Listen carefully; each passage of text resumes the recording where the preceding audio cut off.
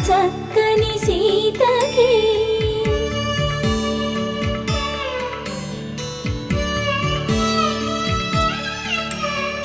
ఎర్ర జాబిలి చేయి రాముడేడని అడుగుతుంటే